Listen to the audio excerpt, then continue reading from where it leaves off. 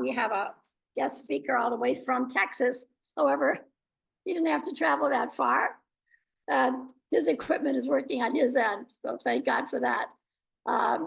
We're going to be having our special guest, Clayton Tucker, who's a climate organizer for the Trade Justice Education Fund, with it's actually educational programming nonprofit about the implications of U.S. trade policy, not only on workers and consumers, which we'd be familiar of through issues like NAFTA, WTO, but also the impact on the environment and the climate crisis.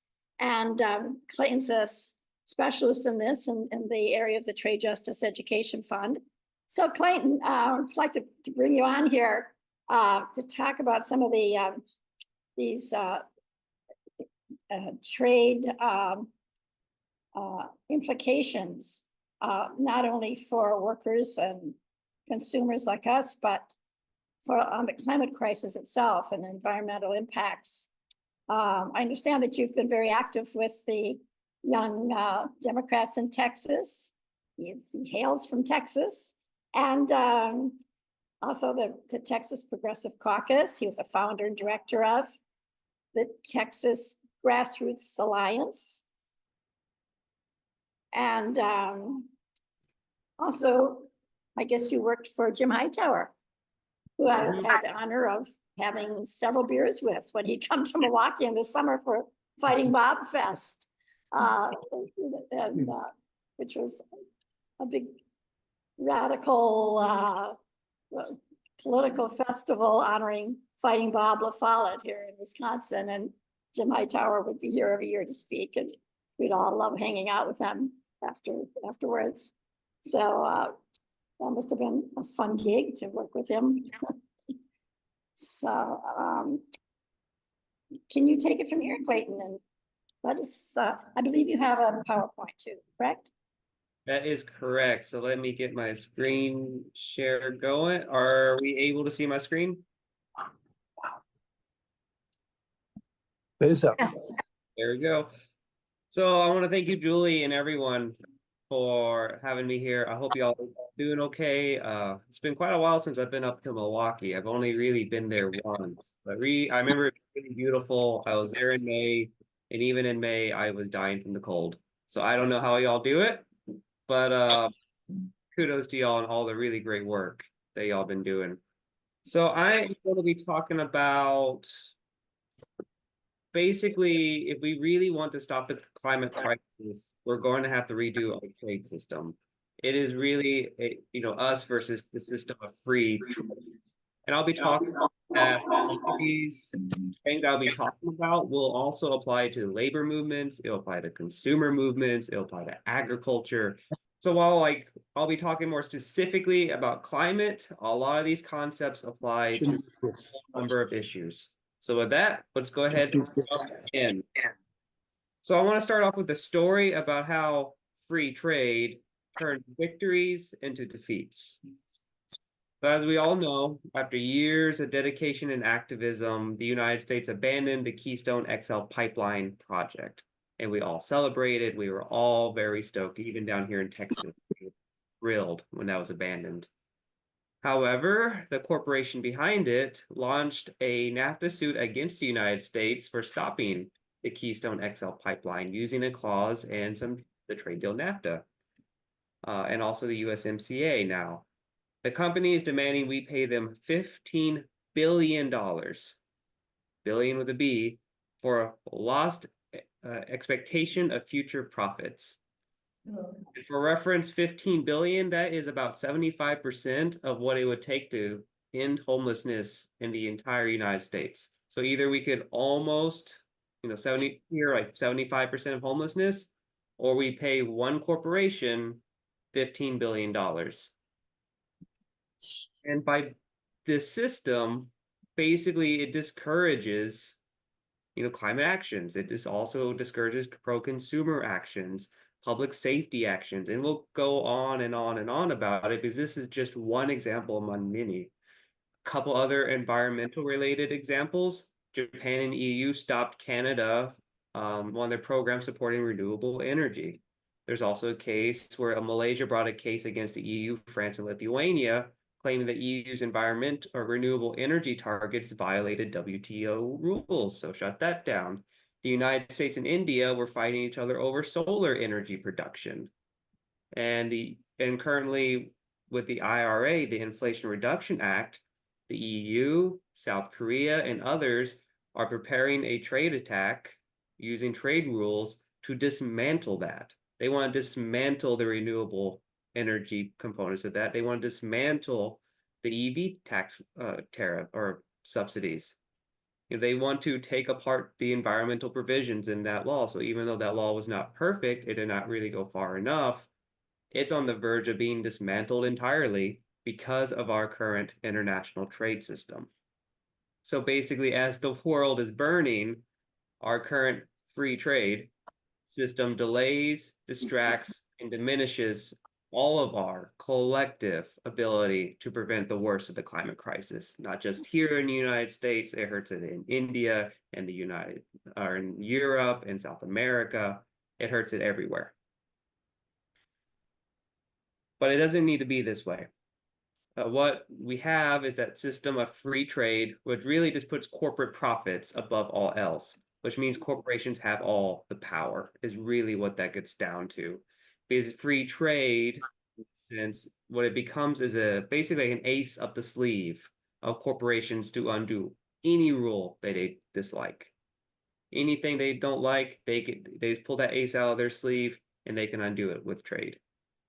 What we need is fair trade that prioritizes the needs of workers, the environment, consumers, you name it, that prioritizes the needs of the people.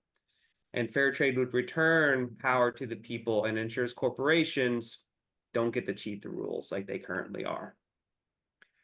So let's talk about how free trade suppresses climate action. Like, what exactly are they doing? And again, this can apply to a whole number of issues. It applies to labor issues. It applies to consumer protection issues, public health issues, a whole sort. There's basically two suppression tactics that we'll be going over today. There's what we can call state v. state. So governments will often use WTO and other trade rules to undo each other's climate or pro-worker policies. This is often due to a combination of nationalism and corporate influence within respective governments. There's also the corporation versus state problem, where corporations will directly sue governments using what's called investor state dispute settlements, what we'll just call ISDS, to force governments to pay for lost profits or damaged reputations due to policies they enact to protect the people and the planet. And note, as I said, doesn't just apply to climate. They do this for a whole number of issues. So let's kind of dive into this first tactic, suppression tactic one, as I like to call it, the state v. state disputes. Let's quickly talk about like what the WTO, because a lot of this it doesn't necessarily come from the WTO, but some of it's derived from the WTO. So the WTO was founded in 1995. It is an intergovernmental organization that regulates and facilitates international trade. It can establish, revise, and enforce the rules that govern international trade.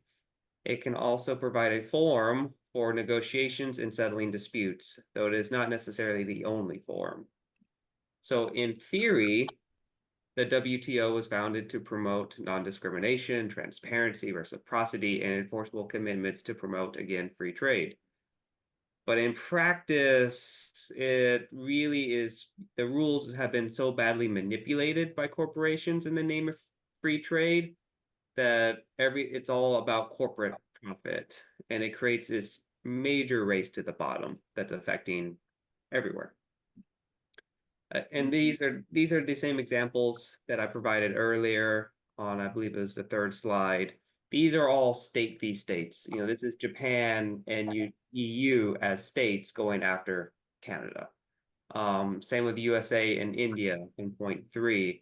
they were suing the states. Actually, the city I'm closest to, Austin, about an hour away, Austin was part of that lawsuit, because Austin wanted to give rebates for anyone who put solar energy on their roof. So you put solar energy on your home or your commercial building, then you would get a property tax rebate. Well, India sued the city of Austin, and they might have also sued the city of Milwaukee. I'm not 100% sure. I would have to double check, but there were a couple cities that got sued in that, and so on and so forth. So now let's talk about, well, this is what's going on. States are attacking each other because of nationalism and greed, essentially.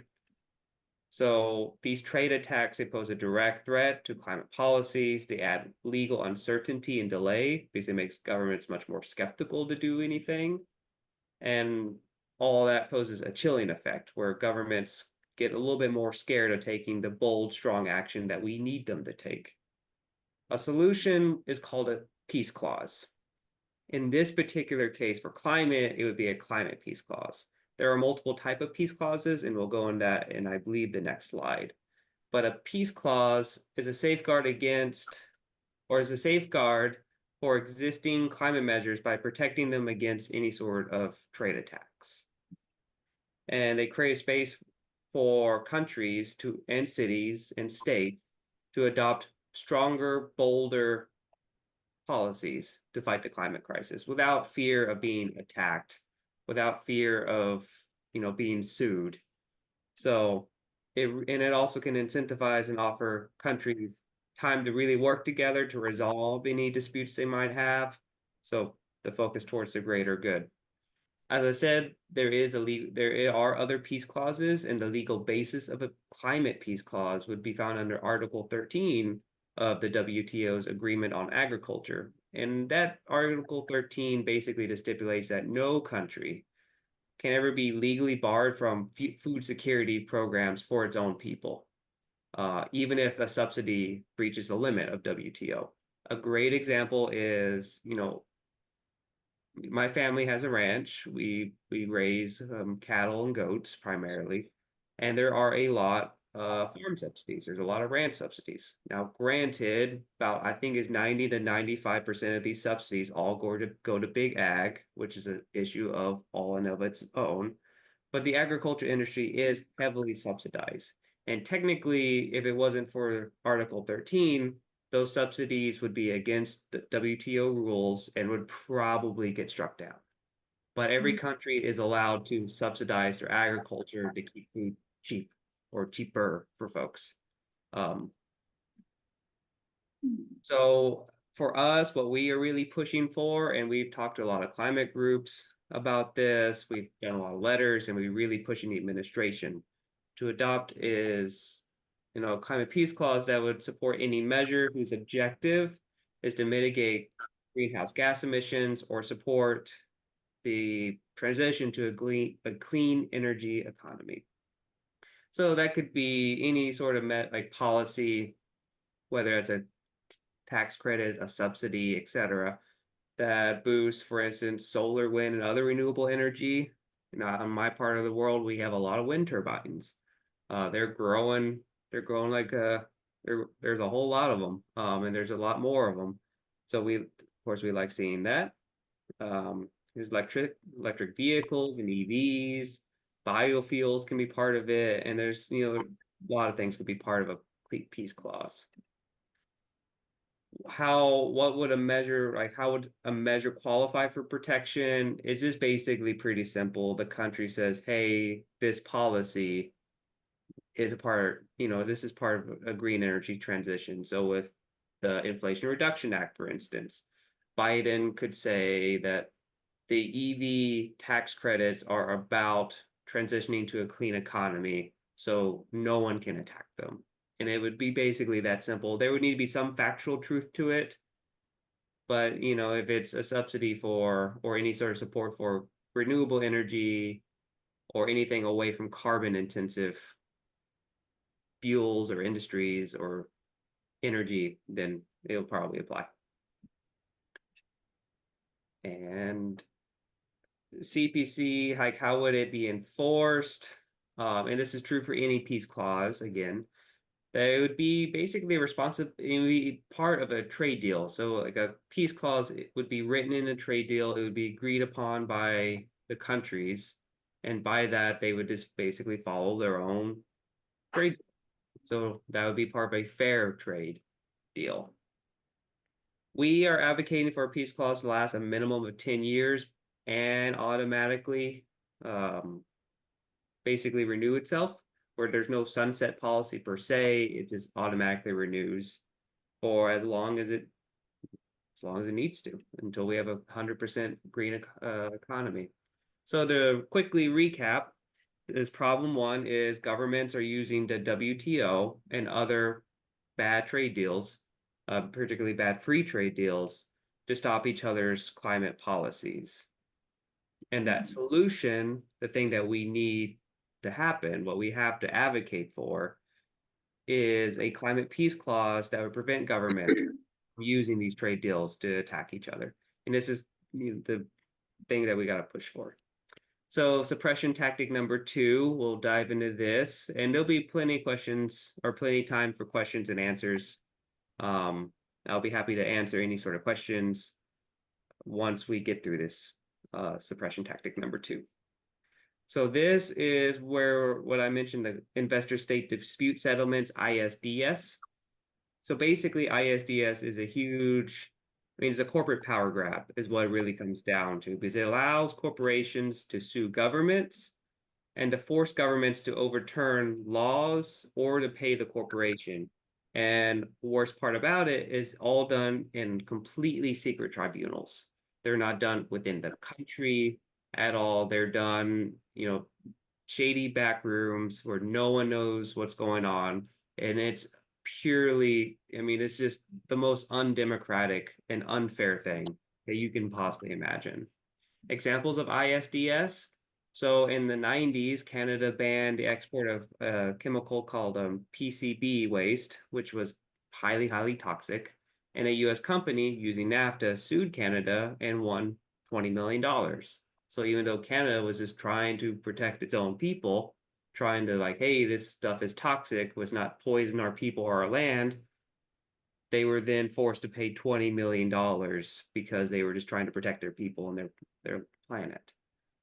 And the 2010s, and this one's particularly frustrating. So Ecuador had a contract with an oil company. And this part of that contract says you cannot lease out any of the grounds that we give you to other corporations. Well, that oil firm violated that clause that because it sold its rights to another oil firm without any sort of permission. So that oil firm broke its contract, it broke its promise.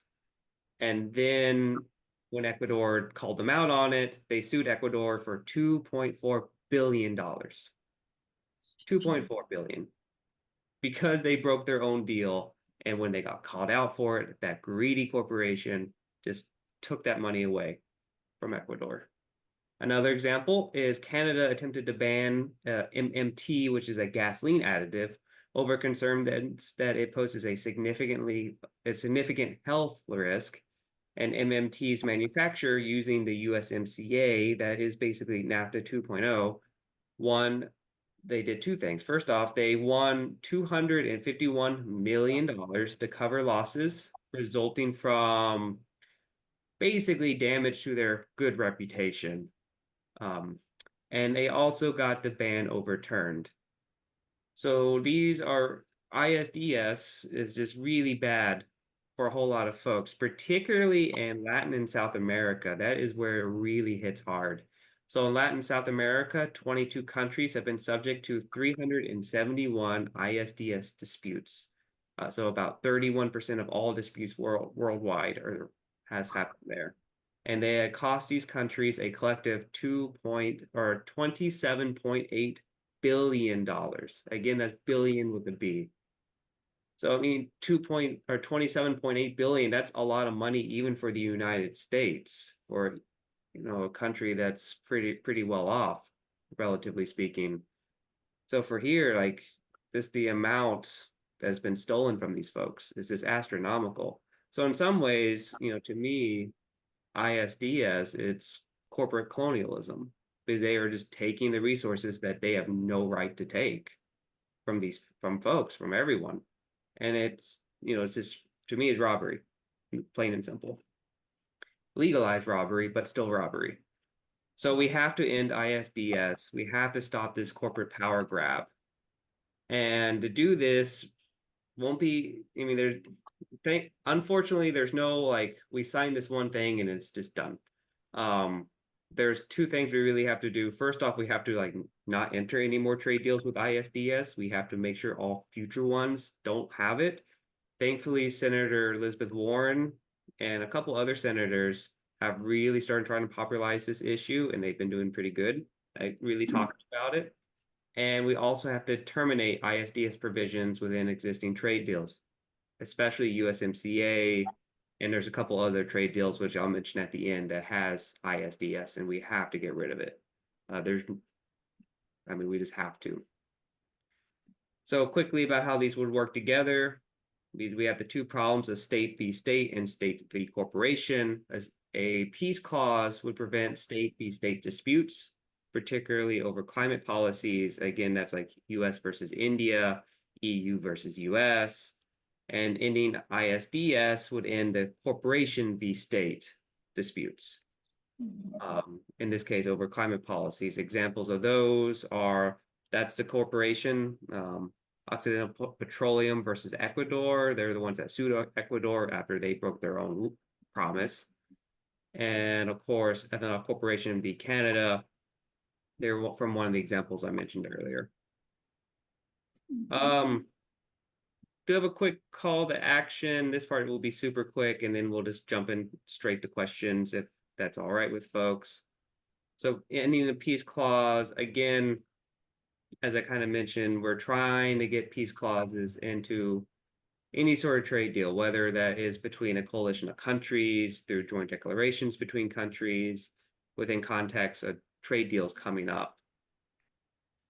So some certain trade deals like the US-EU Trade and Technology Council, we're trying to get one in there, particularly with the EU talking about launching a suit against the Inflation Reduction Act. We really want to get one in there. The America's Partnership for Economic Prosperity, APEP, that covers quite a bit of South America, South and Latin America, as well as the Indo-Pacific area. And of course, Kenya Strategic Trade and Investment Partnership. We are in talks with Kenya about opening up a trade deal with them. So we want to make sure a peace clause is a part of that. So that is not just a free trade deal, but a fair trade deal.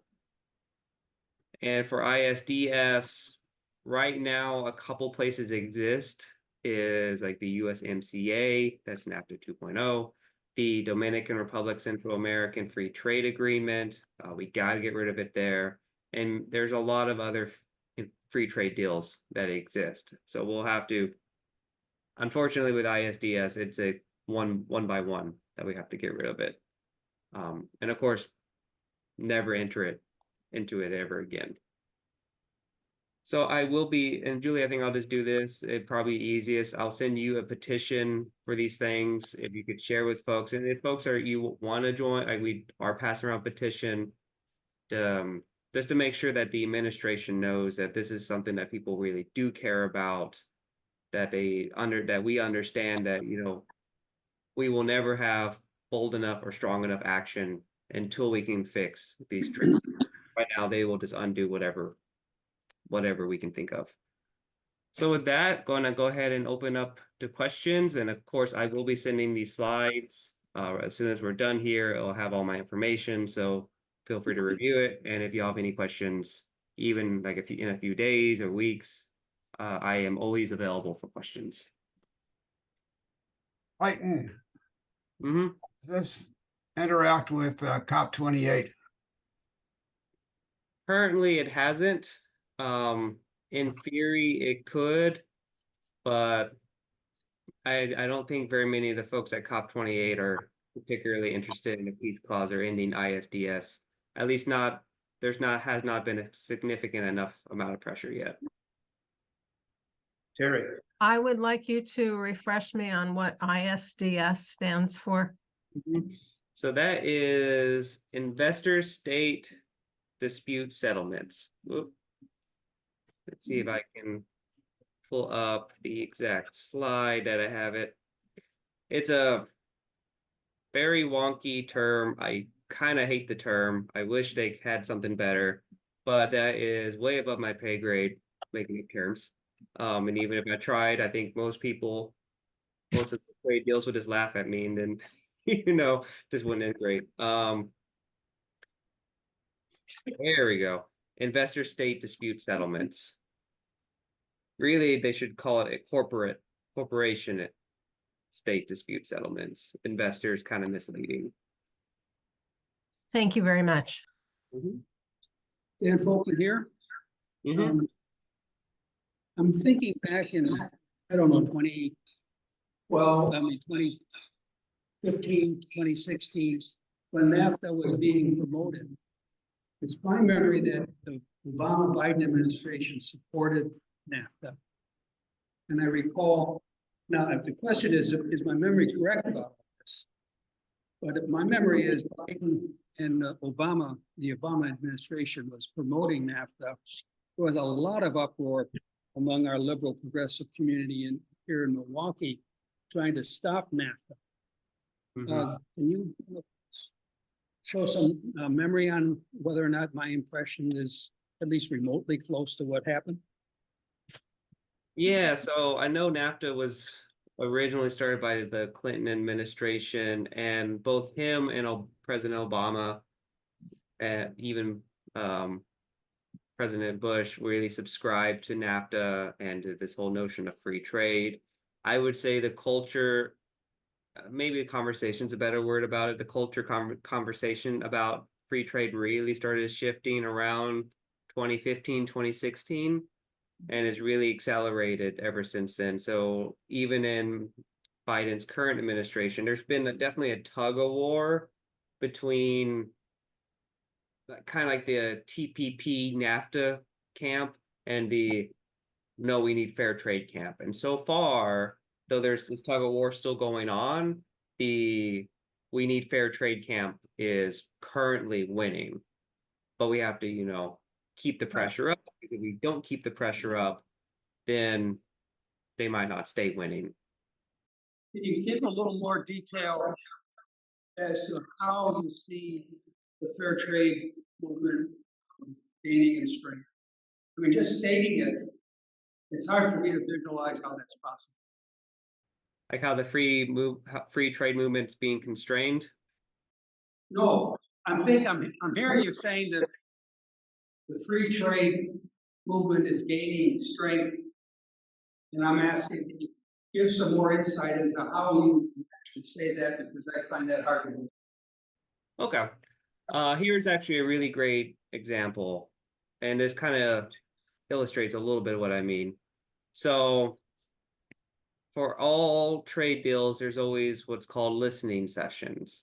So, this is where the administration, usually the Department of Commerce, through the USTR's office, will send out a Zoom, whether you are a consumer group or a student or usually a corporation or lobbyist, you can go on and give like a 2-minute talk. Now, several years ago, those listening sessions, it was always, I would say 75 to 90% corporate lobbyist speaking at those, and then 10 to 15% consumer advocate. But things started really shifting really within the last few years.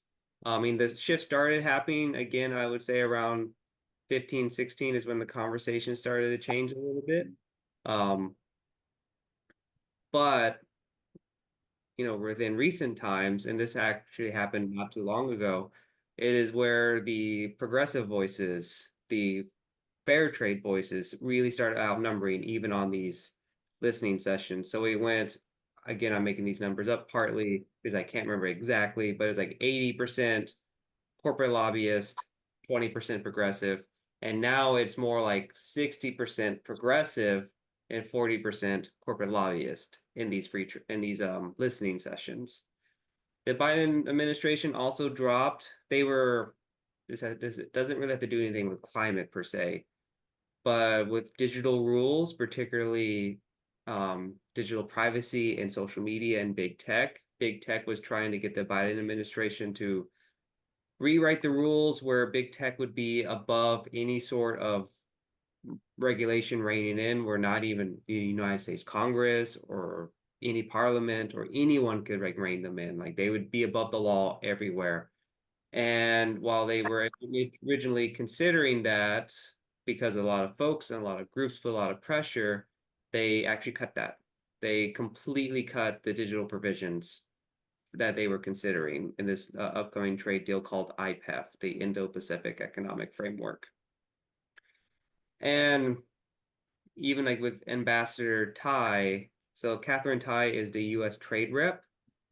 Now, and this was before my time with working with international trade, but the previous trade reps, they would listen to you, but then they wouldn't take anything we would say under consideration. But it does seem to be like our pressure campaign is working, at least within the administration. Again, we're not getting everything we want, but we are starting to outnumber the lobbyists, at least during the listening sessions. Biden did drop a part of a trade deal that we really didn't like. And so far, the pressure has been growing on a peace clause and on ending ISDS. Yeah, let me, I really like what you're saying. It's very enlightening. You're saying, if I'm hearing correctly, we've got some indication of the Biden administration turning closer to our progressive viewpoint. Can you give some examples of that kind of shift that's been happening that would really indicate we got more than just numbers showing up to these listening sessions? We're having some influence on what the administration is doing. Mm-hmm. So I guess there's kind of two aspects to that. One aspect is just the amount of,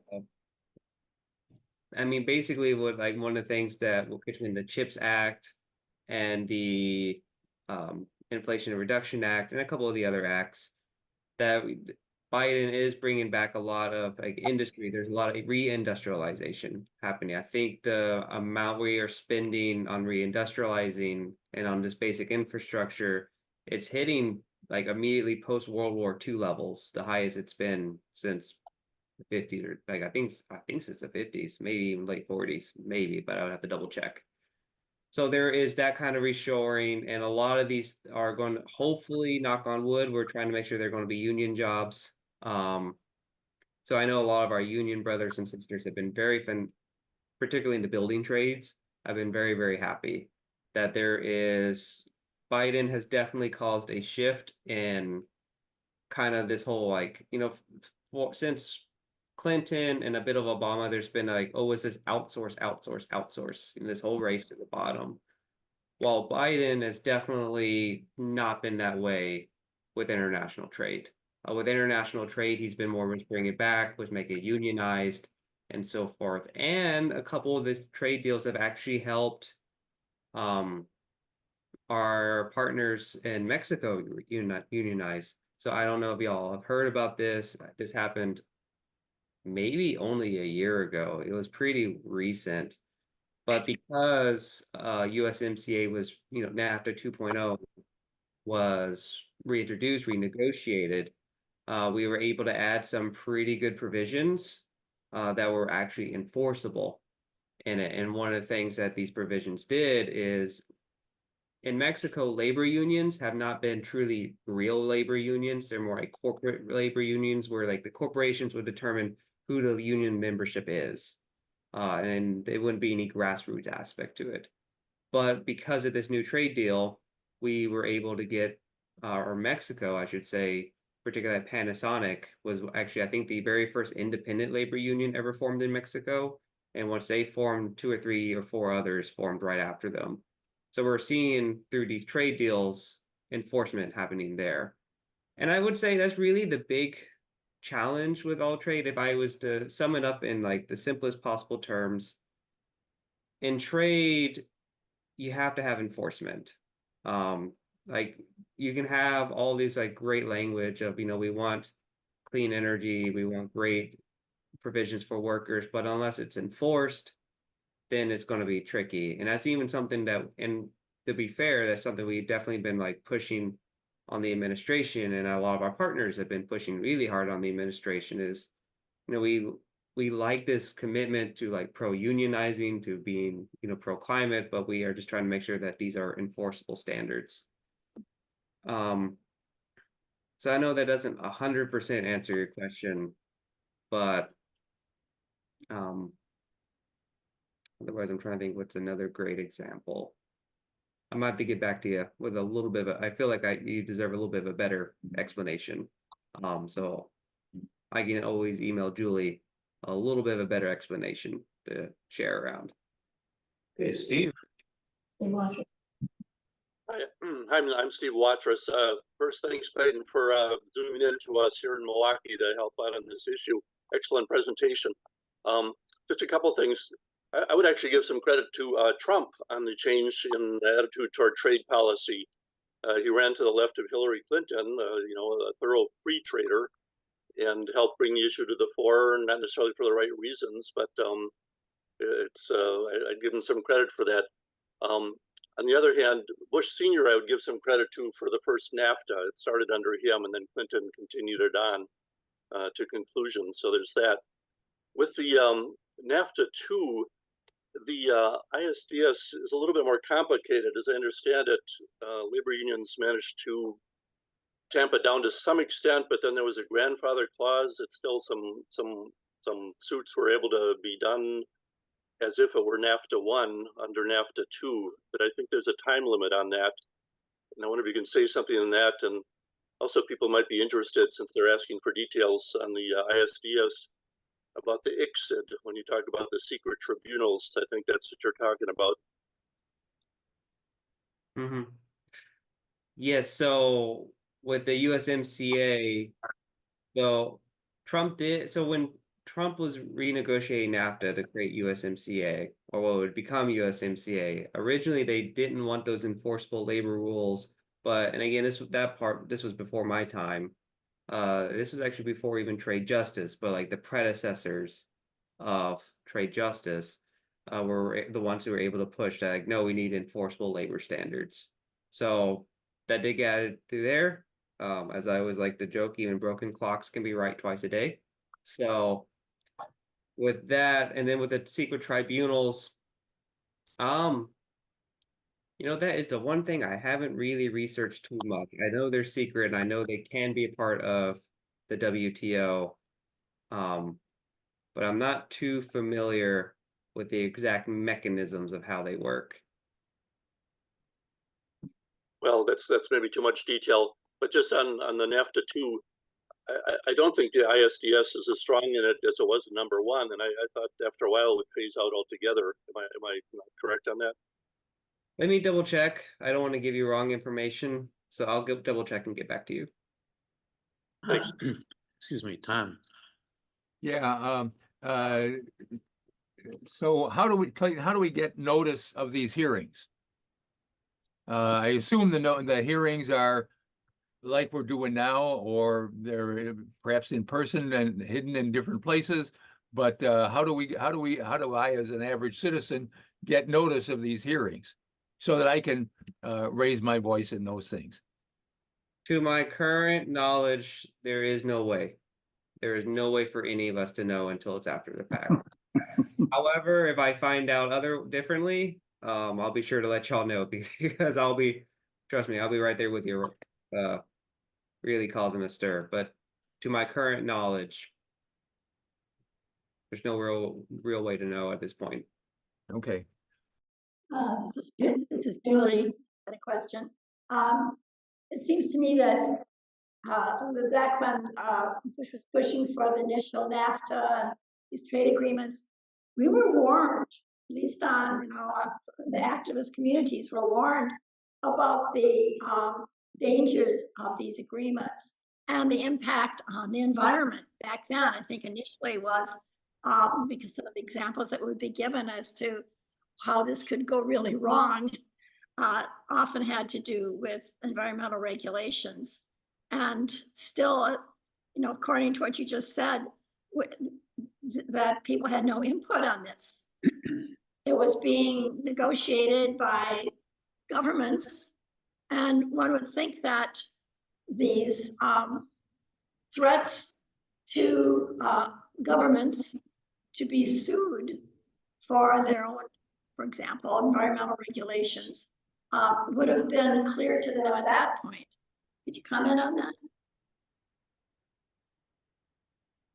Yeah, I really don't know what they were thinking. I don't know if they just didn't see it, if they just didn't understand it. I really don't know. Yeah. You would think they would have saw this coming, or they would have understood it, Yeah. or I don't know, maybe they just didn't care. I really don't know what to tell you. Great question. Fortunately, I'm not really sure what was going through their heads at that time. Well, let me just add a little on that. Both WTO and NAFTA had these large groups that were sort of advisory on the step-by-step process of putting it together. Really lots of corporate people on it who wanted these clauses so they could sue other countries that would get in the way of, well, free trade and making more profits. And furthermore, they were all sworn to secrecy. And so the ability to find out what was going on or have some input on it was really much more restricted than it should have been in a free country. Wow. How much danger is the current IRA coming out of the Biden administration in danger of being challenged under these agreements, WTO, whatever? Well, we're definitely hearing a lot of kind of whispers and talks about it. I mean, I don't know exactly how far ahead of time we'll get a heads up, but I do know South Korea and the EU, I remember them for sure. And there might be even a few others are planning to do something, or at least are talking about doing something. We might be able to convince them not to, but I would take it very seriously, but also try to hope that the administration finds a way to convince them to not do it. Yeah, I just got one thing. So I assume the other ally that we would have on this is the unions. That they would be the ones who most particularly would feel any effort by corporations to cut their ability to make any decisions. So that would be our natural ally on this, I would assume. Clayton, does that make sense? Yeah, and I know, well, I guess it depends exactly what topic we're talking about. I know at least in Texas, some unions are kind of skeptical of anything renewable energy. But in terms of like ISDS and these trade attacks, renewable energy state. pretty much all on our side on this. As I understand it, Texas has more renewable energy than any other state in the union for solar and wind facilities. Also, it's still the #1 oil producer. So it's got both things going on, right? We are we are very big into energy, both in a good way and bad way. So, Yeah. but still our power grid fails. So I don't know what good is doing us right now. But I know even like a lot of my family is fairly far right. They voted for Trump at least once. They didn't tell me the second time, but also I didn't want to ask the second time, just for my own relationship with them. But yeah, every now and then they'll try to talk smack about wind energy, and I'm like, you do realize wind energy is the one thing that saved us during Winter Storm Uri, when like the grid was literally 10 minutes away from completely crashing, and we would have been in the dark for who knows how long. But thankfully, hopefully we'll have our grid connected to the national grid. I know there's a bill in Congress that if Congress was functional, they would probably pass it, but it is what it is.